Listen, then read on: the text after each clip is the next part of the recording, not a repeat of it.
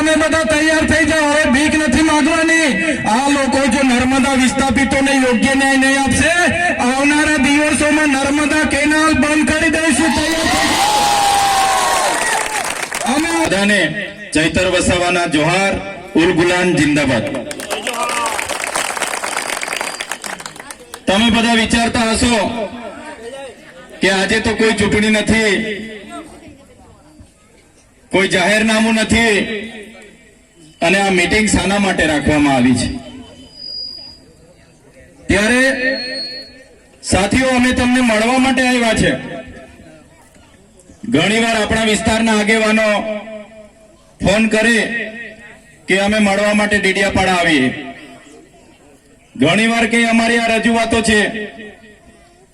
ત્યારે આજે નવા વર્ષના પહેલા દિવસે તમને બધાને મળીને પ્રકૃતિને પ્રાર્થના કરીએ છીએ કે આવનારું નવું વર્ષ સૌ માટે સુખ, શાંતિ, સમૃદ્ધિ સાથે સ્વચ્છ નિરોગી, સૌને સ્વસ્થ નિરોગી આયુષ્ય પ્રદાન કરે એવી પ્રાર્થના કરીએ છીએ। સાથે સાથે તમે ને અમે બધા જાણીએ છીએ, હમણાં મંચસ્થ ટીનાભાઈએ કીધું કે ગુજરાતમાં આટલા ધારાસભ્ય છે 182, પણ એમાં આપણા ચૈતરભાઈ સાહેબ જ બોલે છે। પણ અહીં બેઠેલા તમામ યુવાનો, વડીલો, માતા બહેનોને હું અપીલ કરું છું, ઘણા આગેવાનોએ મને સાહેબ સાહેબ સાહેબ કરીને કારના બોલે છે, પણ હું કોઈ સાહેબ નથી। મને તમારો ભાઈ, તમારો દીકરો બનાવીને રાખશો તો ગમશે। મારે કોઈ સાહેબ ભાઈ બનવું નથી, મારે કોઈ મસીહા બસિયા બનવું નથી, મારે કોઈ સાહેબગીરી બનવું નથી। કેમ કે તમે મને સાહેબ બનાવશો તો તમારો ને અમારો અંતર વધી જશે, એટલે મને ભાઈ બનાવીને તમારે રાખવાનો છે। રાખશો ને બધા? સાથીઓ, હું તમને કહી દઉં, ગુજરાતમાં 27 બેઠકો આદિવાસીઓ માટે રિઝર્વ બેઠકો છે। એમાં તમારી છોટાઉદેપુરની પણ 3 આવી ગઈ, અમારી નર્મદાની પણ 2 આવી ગઈ, એમાં ડેડિયાપાડામાંથી હું ચૂંટાયેલો છું। તો 27 બેઠકો પર તો બીજી કોઈ જાતિવાળા લડતા નથી, લડે છે કોણ? આપણા આદિવાસી લોકો જ લડે છે। સાચી વાત છે કે ખોટી વાત છે? હા, પાર્ટીઓ અલગ અલગ છે, કોઈ ભાજપમાંથી લડે છે, કોઈ કોંગ્રેસમાંથી લડે છે, કોઈ આમ આદમી પાર્ટીમાંથી લડે છે, કોઈ બીટીપી માંથી લડે છે, કોઈ ભારત આદિવાસી પાર્ટીમાંથી લડે છે, કોઈ સપામાંથી લડે છે, કોઈ બહુજન સમાજ પાર્ટીમાંથી લડે છે, પણ આખરે ચૂંટાઈને તો આદિવાસી જ વિધાનસભામાં જાય છે ને। 27 બેઠકો આદિવાસીઓ માટે અનામત છે, છેલ્લે ચૂંટાઈને તો આદિવાસીઓ 27 જણ જ વિધાનસભામાં જાય છે। બધાએ બોલવું પડે, પણ જ્યારે આદિવાસી સમાજને માટે બોલવાની વાત હોય, 1-2 ધારાસભ્યને છોડીને કોઈ આદિવાસી ધારાસભ્ય વિધાનસભામાં આપણા સમાજ માટે બોલતા નથી, કેમ કે એ લોકોને ટિકિટની ચિંતા છે। આજે આટલો બધો આપણા વિસ્તારમાં અન્યાય અત્યાચાર થાય છે, કોઈ બોલતું નથી। એમને પાર્ટીએ રિમોટથી ચલાવે છે, પાર્ટી એમની પાર્ટીની ટિકિટથી પડેલી છે। ત્યારે આજે તણખલાના આ મંચ પરથી હું તમને કહેવા માંગુ છું, હું જે વિધાનસભામાંથી ચૂંટાઈને આવું છું એ આદિવાસી રિઝર્વ એટલે કે આદિવાસી અનામત બેઠક છે। મને કોઈ પાર્ટી ટિકિટ આપી દે, પણ આદિવાસીનો જાતિનો દાખલો મારા ફોર્મમાં હું નહીં મૂકું તો મારું ફોર્મ પાસ થવાનું છે નથી। ફોર્મ મારું પાસ થશે? કોઈ પણ પાર્ટી મને ટિકિટ આપી દે, પણ મારો આદિવાસીનો જાતિનો દાખલો હું નહીં મૂકું તો મારું ફોર્મ પાસ થવાનું છે? ભાઈ, પાસ થવાનું છે? નથી થવાનું ને? એટલે આદિવાસીના જાતિના દાખલાથી હું ધારાસભ્ય બન્યો છું, મારા ડેડિયાપાડાના આદિવાસી સમાજના આશીર્વાદથી હું ધારાસભ્ય બન્યો છું। આજે તમારી વચ્ચે આવ્યો છું તો આદિવાસી સમાજના ધારાસભ્ય તરીકે આવ્યો છું। જે દિવસે મારી પાર્ટી પણ આદિવાસી સમાજ માટે બોલતા મને રોકશે, તે દિવસે સૌથી પહેલા મારી પાર્ટીના પાટિયા ચૈતર વસાવા પહેલા ઉતારીને મૂકી દેશે। આ ખુલ્લા મંચ પરથી કહીએ છીએ અમે। અનાદિકાળથી વસનારો અમારો આદિવાસી સમાજ છે। આદિવાસી સમાજની સંસ્કૃતિ હજારો વર્ષ જૂની છે। સિંધુ ખીણની સંસ્કૃતિમાં તમે જોઈ લેજો, આપણી સભ્યતામાં જોઈ લેજો, એ આદિવાસી સંસ્કૃતિ 10-12 વર્ષ પહેલાની આપણી સંસ્કૃતિઓ છે. અહીંના મૂળ માલિકો છે આપણે, આદિવાસી હોય, એસસી હોય, માઇનોરિટી હોય, ઓબીસી હોય, આપણે આ દેશના મૂળ માલિકો છે. આજે મૂળ માલિકોની હાલત શું બનાવી દીધી છે? આજે મૂળ માલિકોને આજે મજૂર બનાવીને રાખી દીધા છે. તમે જોઈ લો આજે મૂળ માલિકોની હાલત શું છે. મેં નથી કહેતો, આપણું દેશનું બંધારણ કહે છે કે આદિવાસી આ દેશનો મૂળ માલિક છે. 5મી અનુસૂચિનું 243 આર્ટિકલ ક કહે છે, સુપ્રીમ કોર્ટ કહે છે કે આદિવાસી આ દેશનો માલિક છે. આર્ટિકલ 243 ક તમે વાંચી લેજો. આદિવાસીની જમીન કોઈ ત્રીજો વ્યક્તિ લઈ ન શકે, એમાં પ્રાવધાન છે. પેશા 1996 તમે વાંચી લેજો. 12નો વ્યક્તિ આદિવાસીઓમાં જમીન નહીં લઈ શકે. 73 તમે જોઈ લો, આદિવાસીઓની જમીન બિન આદિવાસીઓ નહીં લઈ શકે. આટલા બધા સંવિધાનમાં પાવર આપ્યા છે. સંવિધાન અને સુપ્રીમ કોર્ટ કહે છે આદિવાસી એનો મૂળ માલિક છે. છતાં આજે મૂળ માલિકને આ સરકારોએ આજે મજૂર બનાવી દીધો છે. તમે જોઈ લો આપણો ઇતિહાસ, રામાયણ ઉઠાવીને વાંચી લેશો. સબરી ભીલનો જે ઇતિહાસ છે, નિષાદ રાજાની જે વાત આવે છે, એ કોણ હતા? એ ભીલ હતા.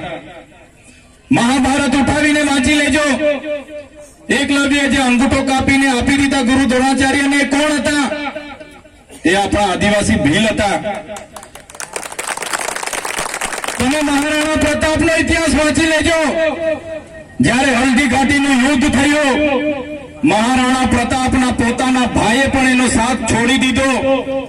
ત્યારે પૂંજા ભીલે આખી સેના લઈને મહારાણા પ્રતાપ સાથે ઉભા હતા. એ આપણા આદિવાસી ભીલો હતા. તમે શિવાજી મહારાજનો ઇતિહાસ વાંચી લેજો.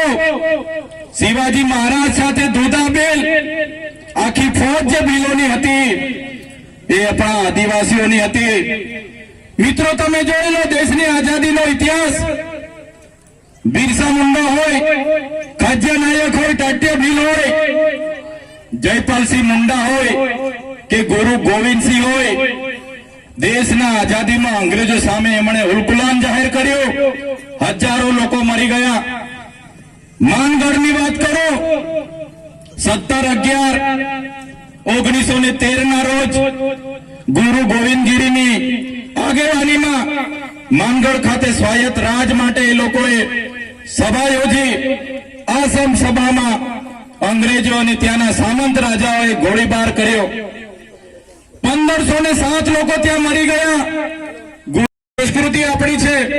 દેશની આઝાદીમાં આપણે આટલું બધું યોગદાન આપ્યું છે. સમાજમાંથી આપણે આવીએ છીએ.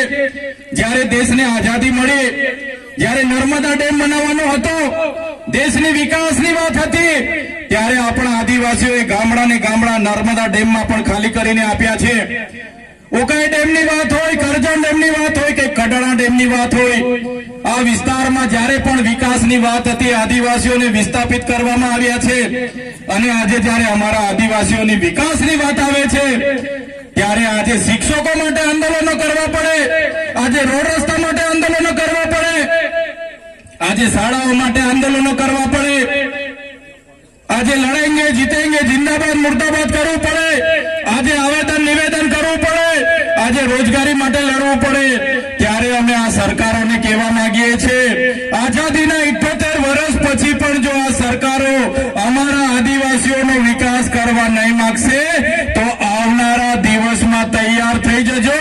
ભીલ પ્રદેશ બનાવીને રહેશે. દેશનું 29મું રાજ્ય ભીલ પ્રદેશ બનાવીશું અમે, અને એની રાજધાની આપણે કેવડિયા રાખીશું. કેવડિયા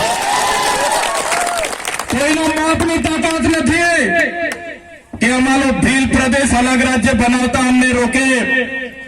આ વિસ્તારોમાં અમારા આદિવાસીઓને હિન્દુ મુસ્લિમના નામે લડાવવામાં આવે છે. અમારા આદિવાસીઓને પણ હું કહેવા માંગુ છું, મારા વડીલો, મારા યુવાનો, મારી માતા બહેનોને પણ વિનંતી કરું છું કે હવે પછી આપણે ક્યારે હિન્દુ મુસ્લિમની લડાઈમાં પડવાનું નથી. આપણા અધિકારોની લડાઈ માટે હવે બહાર નીકળવાનું છે. સંવિધાન સંવિધાને લડાઈ, સંવિધાને અધિકારો આપ્યા છે, આ સરકારોએ આજ દિન સુધી લાગુ નથી કર્યા. એની લીધે અમારા સમાજની હાલત આ છે. આજે વિકાસની મોટી મોટી વાતો થાય છે, મોટા મોટા બેનરો લગીને બ્રાન્ડિંગ થાય છે, પ્રચાર થાય છે, પ્રસાર કરે છે, અમૃતકાળ અમૃત મહોત્સવ ચાલે છે. ઊંચી ઊંચી પ્રતિમાઓ બનાવી દેવાથી, ઊંચા ઊંચા બિલ્ડિંગો બનાવી દેવાથી, આ વિસ્તારમાંથી નેરો લઈ જવાથી, આ વિસ્તારમાં હાઈવે લઈ જવાથી અમારો આદિવાસીઓનો વિકાસ થવાનો નથી.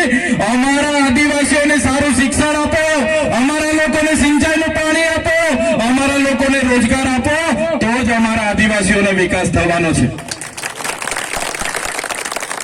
સાથીઓ, ક્યાં સુધી આપણે લડીશું અને શા માટે? ક્યાં સુધી આપણે ભીખ માંગીશું? સરકારો આવે છે, એમના બહારના એજન્સીઓ વાળા મળતિયાઓ, એનજીઓ વાળા મળતિયાઓ આપણા આદિવાસીઓના બજેટ પર જીવે છે. આ વિસ્તારમાં પણ કેટલાક પ્રાંતિ લોકો આવીને નેતા બનીને ફરે છે. એમને પણ કહેવા માંગુ છું, અમારા આદિવાસીઓને અંદર અંદર લડાવવાનું બંધ કરી દેજો. જે રીતે તમે એ રીતના લોટો લઈને પાછા અમે તમારા વતનમાં રવાના કરી દઈશું.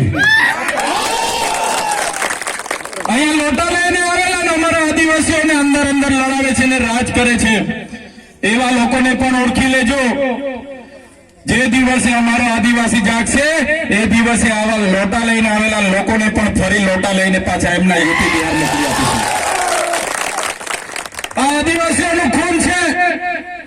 અમારા પૂર્વજોએ આઝાદીમાં પણ પોતાનું યોગદાન આપ્યું છે, દેશના વિકાસમાં પોતાનું યોગદાન આપ્યું છે. અને આજે અમારી જમીનો સંપાદન કરી લેવામાં આવે છે, શ્રી સરકાર કરી લેવામાં આવે છે, કંપનીઓને આપવામાં આવે છે. ત્યારે સાથીઓ, હવે કોઈ આવેદન નિવેદન કરવાની જરૂર નથી. હવે કોઈ જિંદાબાદ મુર્દાબાદ કરવાની જરૂર નથી. નર્મદામાં આટલા બધા વિસ્થાપિત થયા આપણા લોકો, આટલા વર્ષોથી દર દર ભટકે છે. અહીંના નેતાઓ ગોળ ગોળ ફેરવે છે, ખોટા વાયદાઓ કરે છે, મંત્રી તંત્રી પારણા કરાવીને જતા રહી છે. પણ મેં તમને વિસ્થાપિતોનો પણ આજના મંચ પરથી કેમ છું, બાલુભાઈ, હવે તમે બધા તૈયાર થઈ જાઓ. હવે ભીખ નથી માંગવાની. આ લોકો જો નર્મદા વિસ્થાપિતોને યોગ્ય ન્યાય નહીં આપશે, આવનારા દિવસોમાં નર્મદા કેનાલ બંધ કરી દઈશું. તૈયાર થઈ જાઓ. અમે આગેવાની કરવા માટે તૈયાર છે. પોલીસ સામે અમે લડવા માટે તૈયાર છે. પોલીસનો પહેલો દંડો, પહેલી ગોળી અમે ખાઈશું. પણ જો નર્મદા વિસ્થાપિતોને ન્યાય નહીં આપશે, આવનારા દિવસમાં નર્મદાની કેનાલ બંધ કરવા માટે અમે જવા તૈયાર છે. નર્મદા ડેમ આપણો છે, નર્મદામાં ઉત્પન્ન થતી વીજળી આપણી છે, નર્મદાનું પાણી આપણું છે, અહીંયા આપેલી જમીનો આપણી છે, અહીંયા બનેલી જીઆઈડીસીમાં કોલસો નીકળે આપણો છે, આ માડુંગરમાં યુરેનિયમ નીકળે આપણો છે. જ્યારે અમારા આદિવાસી બાળકોના શિક્ષકોની વાત આવે, જ્યારે અમારા રોડની વાત આવે, જ્યારે અમારે પીવાના પાણી માંગવા જવાનું હોય તો ભિખારીની જેમ હવે જવાનું નથી. પણ સાથીઓ, હવે તૈયાર થઈ જાઓ. અમે આગેવાન કરવા તૈયાર છે. બસ તમારો સહકાર જોઈએ છે. આ દેશ આપણો છે, અહીંના મૂળ માલિકો આપણે છે.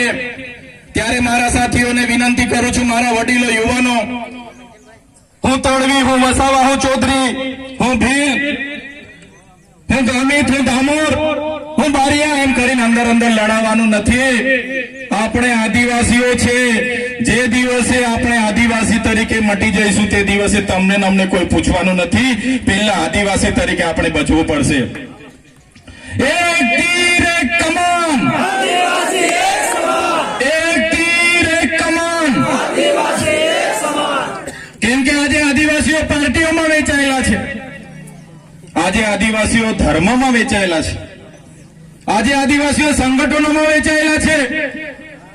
એટલા માટે તમને કેમ છું, પહેલા તમે આદિવાસી છો એ આદિવાસી તરીકે બચો, પછી પાર્ટીઓમાં વેચાજો, પછી ધર્મમાં વેચાજો, પછી સંગઠનોમાં વેચાજો. આજે શું હાલત આપણી બની ગઈ છે? આજે મૂળ માલિકને અહીંયા કેવડિયામાં બાંધીને મારીને મારી નાખવામાં આવે છે. યાદ છે તમને? આજે કેવડિયા જેવી આપણો વિસ્તાર, આપણી વસ્તી, આપણી જમીન, છતાં આપણા યુવાનોને બાંધીને મરી જાય ત્યાં સુધી મારવામાં આવે છે. આજે મણિપુરમાં જોઈ લો તમે, આપણી આદિવાસી મા બેટીઓને નગ્ન પરેડો કરાવવામાં આવે છે. આજે મધ્યપ્રદેશમાં તમે જોઈ લો, આજે આપણા આદિવાસીઓને બેસાડીને ઉપર મૂત્ર વિસર્જન કરવામાં આવે છે. ક્યાં સુધી આપણે બેઠીશું? શા માટે બેઠીશું? એટલા માટે અમે તમને આહવાન કરીએ છીએ, મારા યુવાનો જાગી જાઓ. અમે આગેવાની લેવા માટે તૈયાર છે. હવે બહાર આવવાની જરૂર છે. આજે દેશમાં 8% આદિવાસી વસે છે. આજે ગુજરાતમાં 15% આદિવાસી વસે છે. મારા સાથીઓ, આજે તમે જોઈ લો આદિવાસી સાથે કેટલો અન્યાય થાય છે. જો ગુજરાતમાં 15% આદિવાસી વસતો હોય તો 100 જજમાં 15 જજ આદિવાસી હોવા જોઈએ કે નહીં હોવા જોઈએ? 100 કલેક્ટરમાં 15 કલેક્ટર આદિવાસી હોવા જોઈએ કે નહીં હોવા જોઈએ? 100 ડીડીઓ 100 એસપી માંથી 15 આદિવાસી હોવા જોઈએ કે નહીં હોવા જોઈએ? 100 મામલતદાર 100 ટીડીઓ માંથી 15 આદિવાસી હોવા જોઈએ કે નહીં હોવા જોઈએ? 100 બિલ્ડરો માંથી 15 આદિવાસી બિલ્ડરો હોવા જોઈએ કે નહીં હોવા જોઈએ? આજે નથી. કેમ કે આપણા આદિવાસી નેતાઓ, આપણી 15% વસ્તી છે છતાં 15% કોઈ જગ્યાએ આપણે નથી. ગાંધીનગરની સચિવાલયમાં જશો ત્યાં પણ આપણે 15% નથી. આપણા પોલીસ સ્ટેશનમાં જશો ત્યાં પણ એસસી એસટી ઓબીસી ના પીઆઈ ને સાઈડ પોસ્ટિંગ હશે અને બીજા લોકોને મેન પોસ્ટિંગ હશે. ડીએસપી માં પણ આપણા લોકો સાઈડ પોસ્ટિંગમાં હશે, બીજા લોકોને મેન પોસ્ટિંગમાં હશે. આજે જ્યાં જ્યાં મેન ખાતાઓ હશે ત્યાં આપણા લોકો નથી. એટલા માટે કેમ છું, કેટલું પણ લડેંગે જીતેંગે કરીશું, કેટલું પણ આપણે વિકાસની વાતો કરીશું, કેટલું પણ બજેટ બનશે, પણ જ્યાં સુધી અમલીકરણમાં આપણા લોકો નહીં હશે ત્યાં સુધી આપણો વિકાસ થવાનો નથી. એટલા માટે જ કેમ છું કે દેશનું 29મું રાજ્ય આપણે માંગવું પડશે અને એના માટે બધાએ તૈયાર થઈ જવું પડશે. આજે અમેરિકા જેવો, અમેરિકા આપણા કરતા ઓછી વસ્તી છે છતાં અમેરિકામાં 50 રાજ્ય છે. જે રીતે તેલુગુ લોકોનું તેલંગાણા બન્યું, જે રીતે તમિલ લોકોનું તમિલનાડુ બન્યું, મરાઠાઓનું મહારાષ્ટ્ર બન્યું, પંજાબીઓનું પંજાબ બન્યું, ગુજરાતીઓનું ગુજરાત બન્યું, જે રીતે ઝારખંડીઓ માટે બન્યું, જે રીતે નાગા લોકો માટે નાગાલેન્ડ બન્યું, એ રીતે આવનાર દિવસોમાં આદિવાસી ભીલ સમુદાય માટે અલગ ભીલ પ્રદેશ અમને જોઈએ, નહીં તો અમે આંદોલન પર ઉતરી જઈશું. આજે તમે જોઈ લો વડોદરામાંથી છોટાઉદેપુર છૂટું પડ્યું, તમને બધાને ફાયદો થયો કે નુકસાન થયું? ફાયદો થયો કે નુકસાન થયું? અમારે ભરૂચમાંથી 1997માં નર્મદા છૂટું પડ્યું તો અમને બધાને, રાજપીપળા નજીક પડે છે ભરૂચ કરતા, અમને બધાને ફાયદો થયો. ફાયદો થયો કે નુકસાન થયું? તો એવી રીતના 29મું રાજ્ય બનશે, એની રાજધાની કેવડિયા બનશે તો આપણને બધાને ફાયદો થશે કે નુકસાન થશે? ફાયદો થશે ને.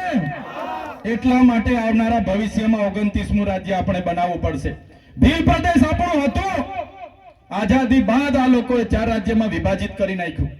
જે રીતે આજે અંબાજીથી ઉમરગામ સુધીના 14 જિલ્લા આપણે આદિવાસી વિસ્તાર છે, એ જ રીતે રાજસ્થાનમાં ઉદયપુર, ડુંગરપુર, બાંસવાડા, સિરોહી, પ્રતાપગઢ, એવી રીતે મધ્યપ્રદેશમાં જાંબુઆ, અલીરાજપુર, પાલ, એ રીતે મહારાષ્ટ્રમાં નંદુરબાર, નાસિક, પાલઘર, આ વિસ્તાર આજે બી આપણે બધા એકબીજા સાથે જોડાયેલા છે.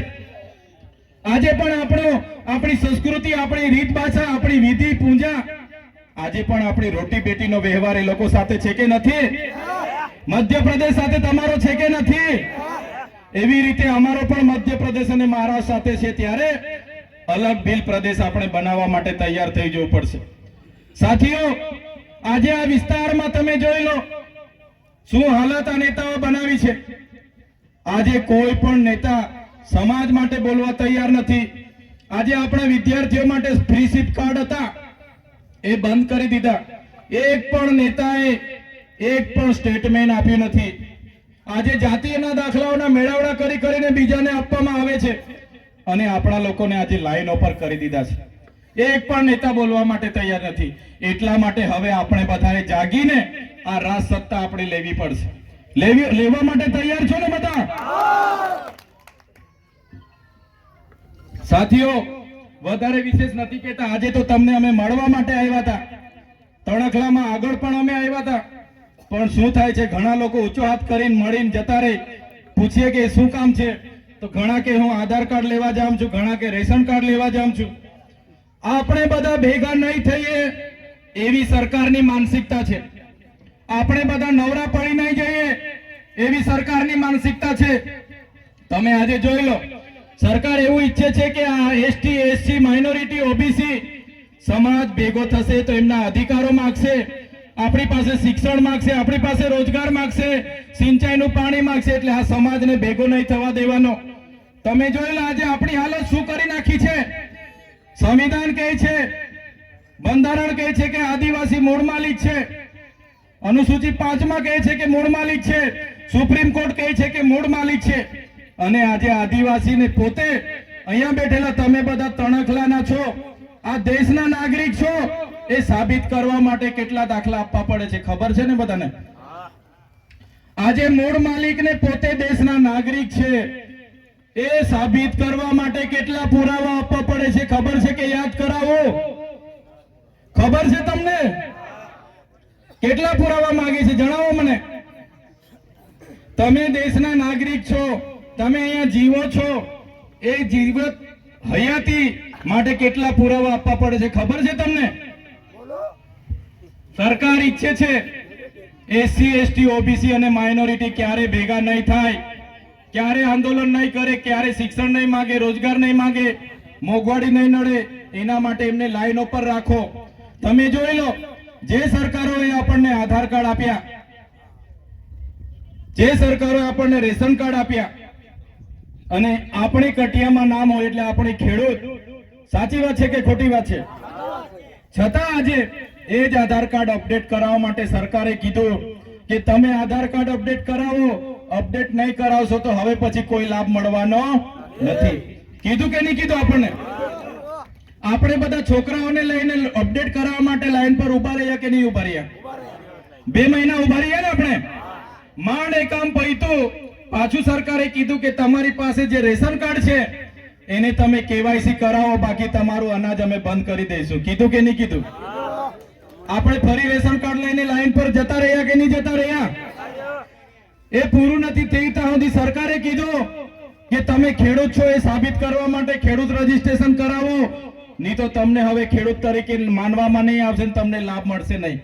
કીધું કે નહીં કીધું? આપણને આપણે પાછા ખેડૂત તરીકે રજીસ્ટ્રેશન કરવા લાઈન પર ઉભા રહી ગયા. ત્યારે સરકારને કહેવા માંગીએ છીએ આધાર કાર્ડ તમે આપ્યા છો, રેશન કાર્ડ તમે આપ્યા છે, અને કટિયામાં અમારું નામ, અમારી માલિકીનું નામ હોય એટલે અમે ખેડૂત, એમાં શું કામ અમારે રજીસ્ટ્રેશન કરાવવાનું? પણ આ સરકાર તમને મહિનાઓ સુધી લાઈન પર રાખવા માંગે છે.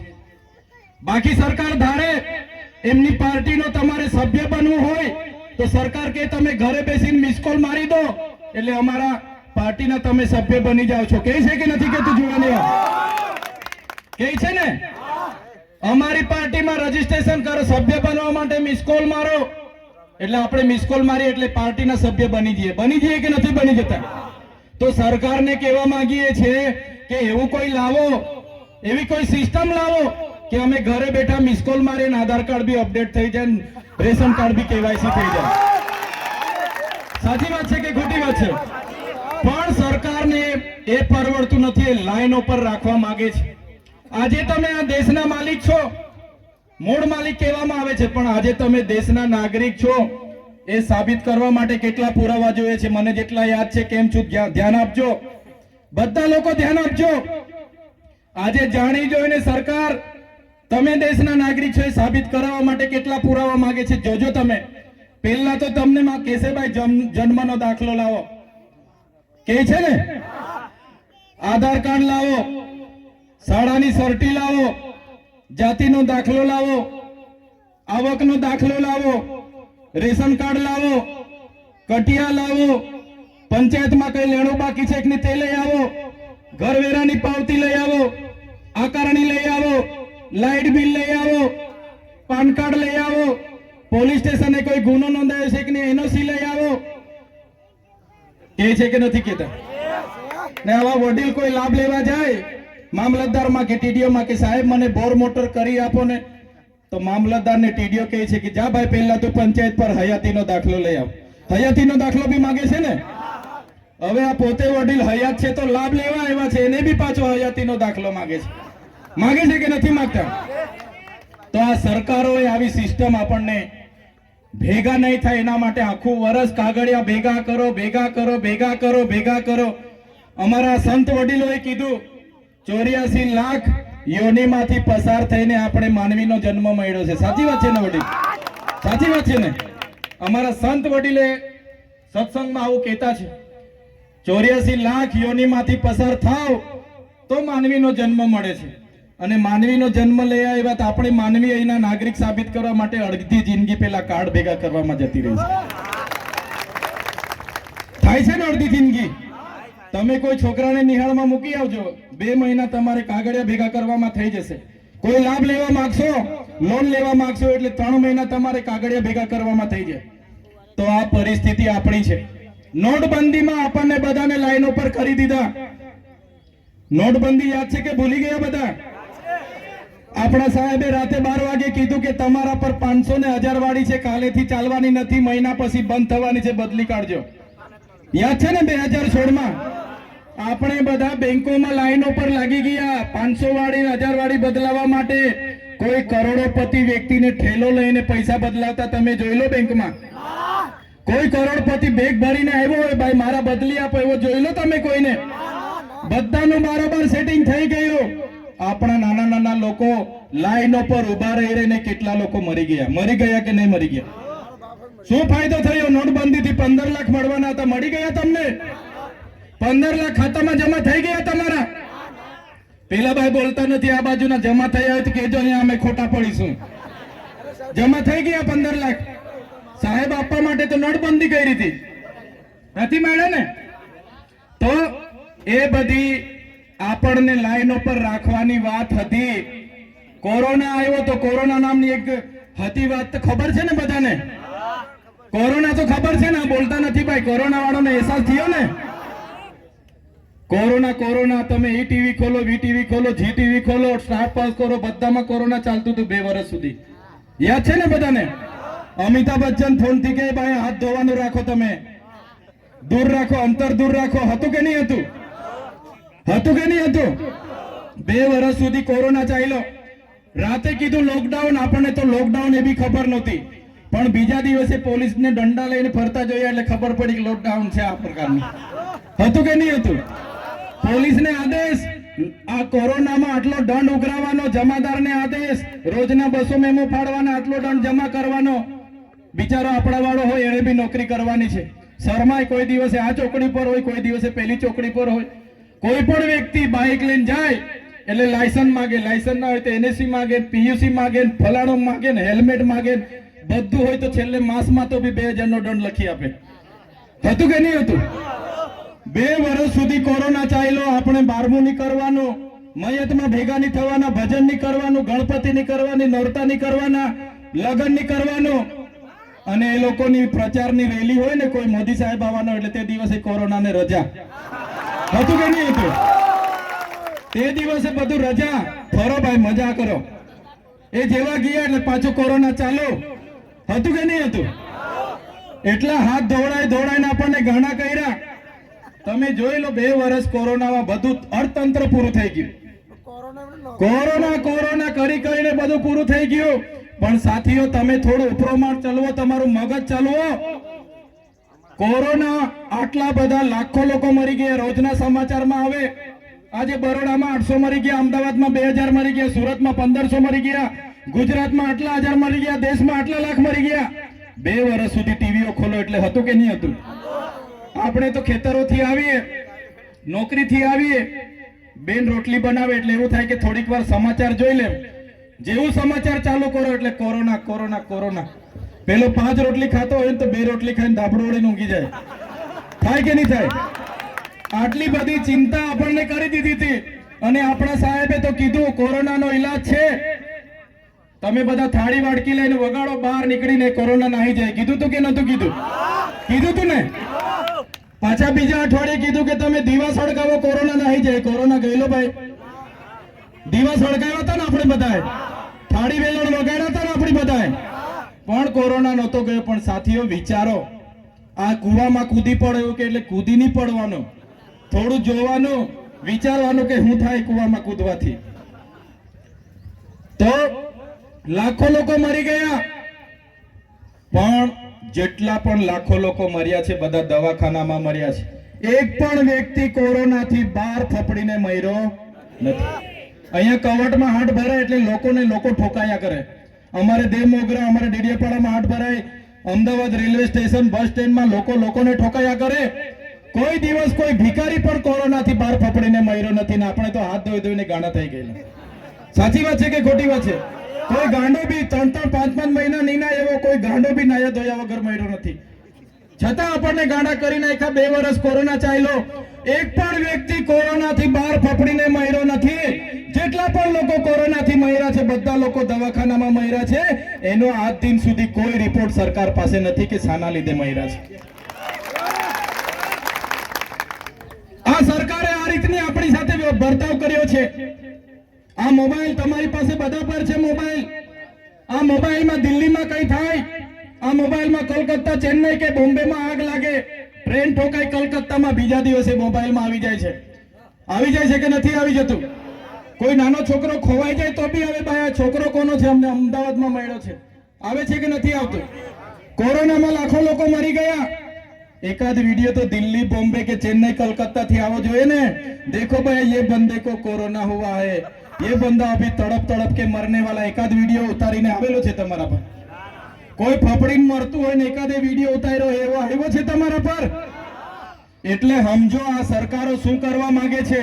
એટલે જાગવાની જરૂર છે, ડરવાનું નથી. જે સુધી એક મુઠ્ઠી થઈશું તો સરકાર સામે ટકીશું. એકલ દોકલ લડશો તો પોલીસ વાળાને આપણી સામે મૂકી દેશે, આર્મી વાળાને, એસઆરપી વાળાને મૂકી દેશે. આજે કેવડિયાની જે હાલત બનાવી છે એ જ હાલત આવનારા દિવસોમાં બધાની થવાની છે. તો સાથીઓ, અમારું કામ છે જાગૃત કરવાનું, અમારું કામ છે એક કરવાનું, અમારું કામ છે હક અધિકારો માટે લડવાનું. અને જે અમે બોલીએ છીએ એ અમારો અનુભવ, અમારો અભ્યાસ કહે છે. એટલે તમારા બધાને અમે કહેવા માંગીએ છીએ કે વિશ્વની સૌથી મોટી પ્રતિમા આપણે કેવડિયામાં બનતી હોય અને કેવડિયામાં સરકારી શાળા ના હોય, ત્યાંના 10 કિલોમીટર પર આવેલું ચાપટ ગામમાં રસ્તો ના હોય, ત્યાંથી 15 કિલોમીટર આવેલું તુરખેડા ગામમાં રસ્તો ના હોય, અને આપણી મા બેટીઓ પ્રસૂતિની પીડાથી રસ્તે મરી જતી હોય, તો આ આદિવાસીઓનો વિકાસ હવે ચલાવવા માટે અમે સહમત નથી. તમારો સહકાર જોઈએ છે. આવનારા દિવસોમાં સરકારોને આપણે ઉખેડીને ફેંકી દેવાની છે. આ વિસ્તારોમાં નલ સે જલમાં કરોડો રૂપિયાના કૌભાંડો થયા. નળમાં આજ દિન સુધી પાણી નથી આવતું, માત્ર હવા આવે છે. હવા નીકળે છે ને કે પાણી આવે છે? આ વિસ્તારોમાં એટલા બધા પ્રોજેક્ટો થયા કરોડોના, એક પણ પ્રોજેક્ટ આદિવાસી સમાજને ફાયદાકારક નથી થયો. ત્યારે વધારે વાત નથી કહેતો, પણ આ વિસ્તારમાં નર્મદા વિસ્થાપિતો ઘણા મારા સાથીઓ અહીંયા ઉપસ્થિત છે, મારી માતા બહેનો, મારા યુવાનો. આ સરકારને એકવાર છેલ્લી વાર પૂછી લઈએ આપણે, એ સરકારો આપણને નર્મદા વિસ્થાપિતોને ન્યાય આપવા માંગે છે કે કેમ?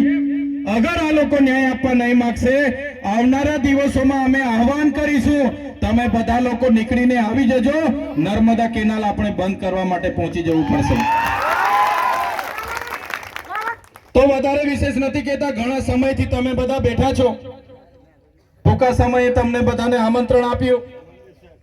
અહીંયા વ્યવસ્થાનો અભાવ હોવા છતાં પોતાના સ્વખર્ચે પોતાનો કિંમતી સમય આપીને મોટી સંખ્યામાં મારા સંતો, મહંતો, વડીલો, યુવાનો, માતા બહેનો અને ભૂલકાઓ સૌ અહીં ઉપસ્થિત થયા છો. મંચસ્થ તમામ આગેવાનો, પ્રેસ મીડિયાના મિત્રો, પોલીસ અધિકારીઓ, બધા જ લોકોનો હું દિલથી આભાર માનું છું. અને આવી જ રીતના આવનારા ભવિષ્યમાં પણ અમને સહકાર અને આપણે બધા એક થઈને આગળ વધીએ, એ જ અપેક્ષા સાથે મારી વાણીને હું વિરામ આપું છું. જય આદિવાસી, જય જોહાર, જય ભીમ પ્રદેશ.